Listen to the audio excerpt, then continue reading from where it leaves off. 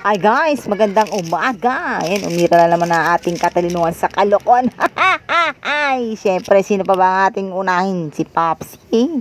Ayan, bumili tayo ng ating injection. Bagong-bago yan, bagong bili yan. Binili ko yan Tapos, syempre, ang kailangan natin ay suka at meron tayong saba.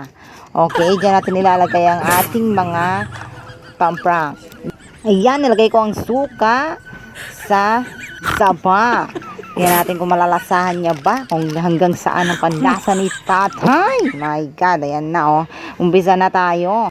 Habang busy siya mag-cellphone, automatic nilagay natin ang saging sa upuan para mapansin niya, diba?